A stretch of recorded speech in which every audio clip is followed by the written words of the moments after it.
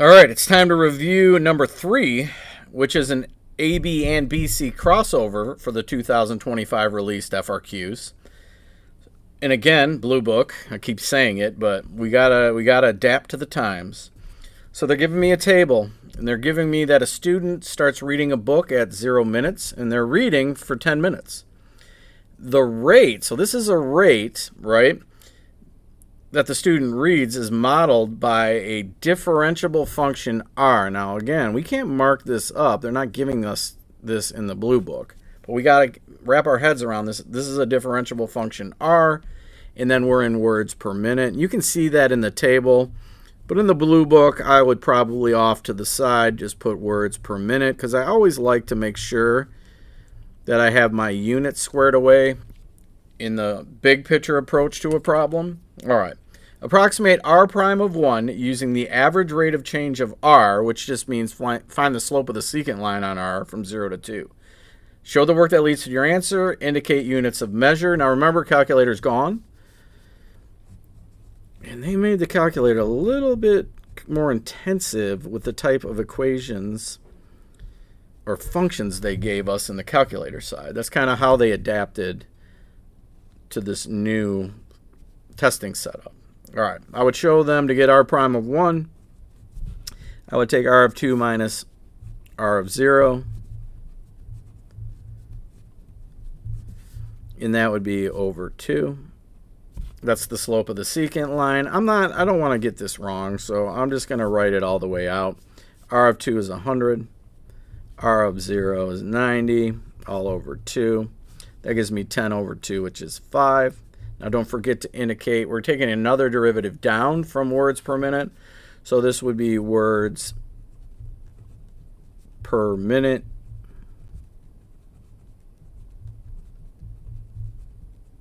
per minute.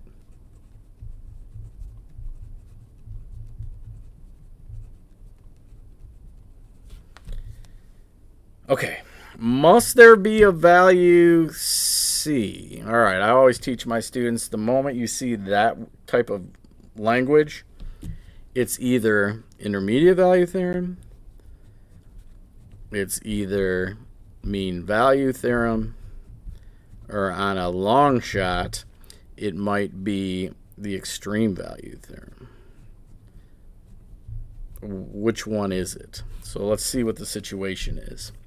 For C between 0 and 10, should there be a rate at C that's equal to 155? There's no derivative of anything here. MVT's out of the picture. EVT, the extreme value theorem, is really just, is the function continuous on the closed interval? That means it must attain an extreme max or min, or an absolute max or min on that closed interval. That's all that is. It was on a released secure test that teachers have. But let's focus on IVT, MVT. This one's IVT. Fundamentals for any of these are to state continuity. I know it's differentiable, so I'm going to let them know that this is R is a continuous function. I don't need to go any deeper than that. R is a continuous function.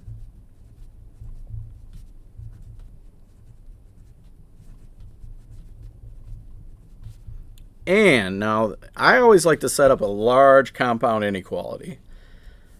I always go with the lower value from the endpoints, right? It's lower at r of 0 than it is at r of 10, so I would let them know that r of 0, which is equal to 90,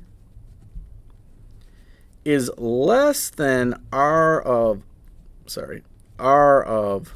C, which is equal to 155, which is then less than the r value at the right endpoint, which is 162. So I'm letting them know what range values that r spans, and it's continuous on the closed interval.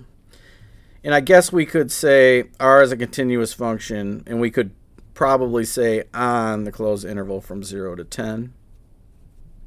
It might be better or more technical to say that, and I probably would have written that in as I was going. All right, therefore,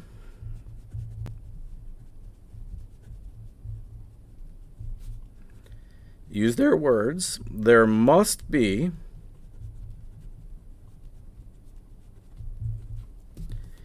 a value C for, and I'll just use theirs, 0 less than C less than 10, such that R of C is equal to 155 by the intermediate value theorem. Make this fit. I know that's ugly, I'm sorry. You know what I'm saying though.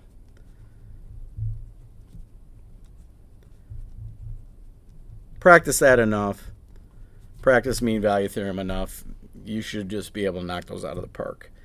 Use a trapezoidal sum with the 3 subintervals indicated in the table. So it's going from 0 to 2, 2 to 8, 8 to 10. So I got to go trap by trap.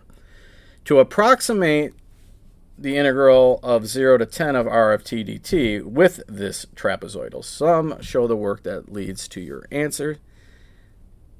So my integral from 0 to 10 of r of t dt is approximately, now the first, what, half height times the bases added together. Now remember, they're sitting on their heights. Each of the traps are built that way. So it would have, the first trap would have a height of 2, bases 90 and 100. So I would just go half of 2 all times 190 plus half the height of the second trap sitting on its height would be 6. 2 to 8 is 6. That would have a height of 6. The bases would be 100 plus 150, which would be, sorry, I want to just make this easy on myself. So that'd be 250 plus half height of the second or the third trap would be 2. And then 150 plus 162 is 312. Just be careful. Just do some side math in your head and be good with that. All right. Well, this would equal, half of 2 is 1, so I need 190. 3 times 250 is 750. And then 312. So they're not making it too bad here. I don't know how you want to do this. This would be 940 plus 312, maybe off on the side because I don't want to make a mistake. So that'd be 940, double check it, 312. Just go back to elementary school adding so you don't make the mistake. That's 2, that's 5, that's 12. So 1,252.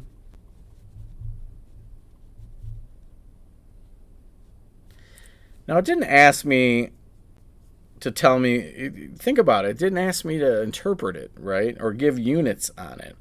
Now we know if you really want it in context, this sum means that the student read approximately 1,252 words over the 10 minutes, but I'm not even going to write that. If you want to put words there, go for it.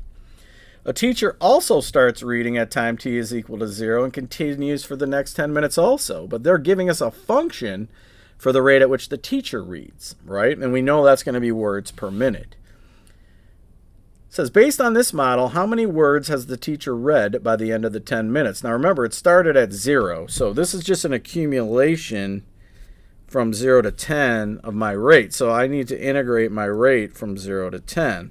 So this is going to be FTC, right? We're going to have to integrate and show them we can do this stuff by hand. So just be careful. That would be a negative 3 all over 10 t squared plus 8t plus 100 dt equals, let's just show the work by hand. So that's negative t cubed. When I divide by 3, that'll cancel that out over 10. Be careful. Double check it. Plus 8t squared over 2, which would be 4t squared, plus 100t, from 0 to 10. Let's do FTC here. So let's think about this. This is 10 to the first. This would be a negative 10 to the third.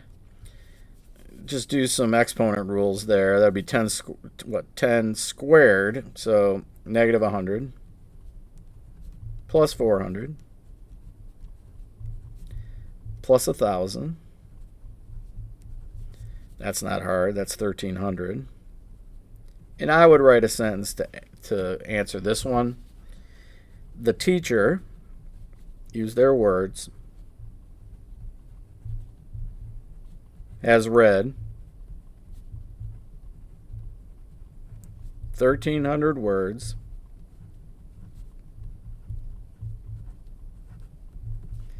by the end of 10 minutes.